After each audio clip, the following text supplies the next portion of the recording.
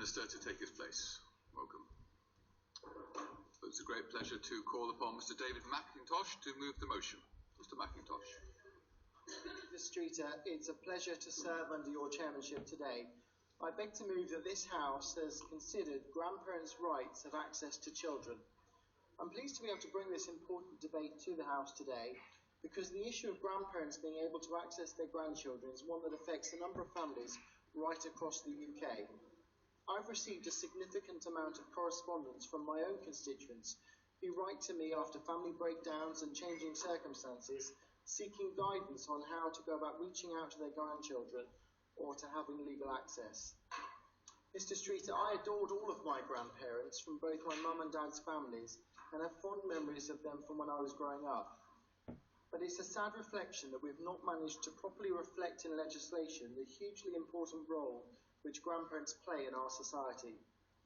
My own dad adores his grandchildren, Finley and Neve, and they adore him back. So whenever I'm contacted by constituents, I naturally refer to my own family and simply cannot imagine how hard this must be for everyone involved to not have contact. As many members will know, this is never a straightforward issue to resolve.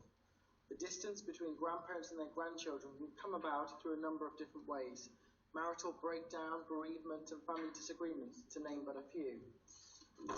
For the separated grandparents, and indeed the children, this can be an incredibly distressing time for all of those involved. I know that this issue has been discussed previously in the House through the introduction of private members' bills, adjournment debates, and indeed with conversations I've had with colleagues from across the House. However, I wish to congratulate you heartily for raising this important issue in the House today. I want to reflect as well that frankly, he's received, as I have received, many communications which show the real emotional turmoil that many grandparents feel when they are estranged from their grandchildren.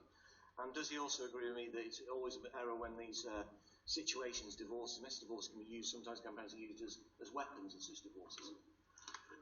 Thank you, Mr. Streeter, and I'm grateful to my honourable friend, the member for Solihull, for his intervention.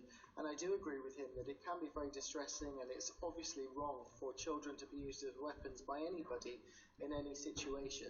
But it's very distressing for everybody involved, and very often the constituents that have come to see me, I only see their side of the version of events and not the children involved. And I can tell from my own family that would be very distressing to not see their grandparents.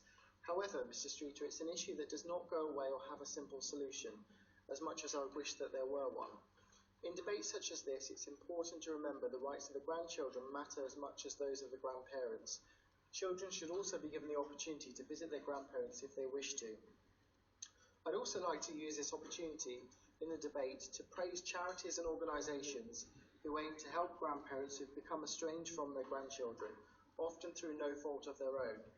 One such charity is Grandpart, which operates in my constituency of Northampton South and aims to help grandparents in the county with advice and services that allow them to try and reconnect with their grandchildren, or at least to share their experiences with others and try and share best practice of what's happened to try and reconnect with their own families.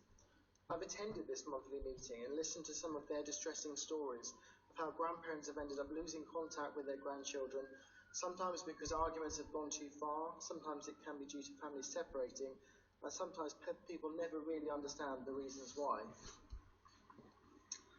Some in the sector have written to me to suggest ways in which this situation could be changed, with a few minor amendments in the wording of the Children's Act.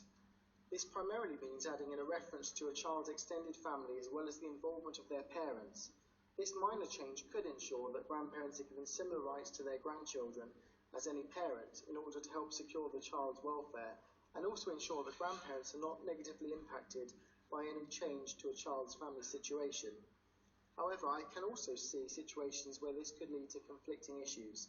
The primary responsibility for bringing up children in most families lies with parents, and I would not wish to see any situation where parental responsibility could be confused in any way by giving additional rights to grandparents which supersede the role of a parent, or as my honourable friend, the member for Solihull, said, to be used as a weapon in any disagreement.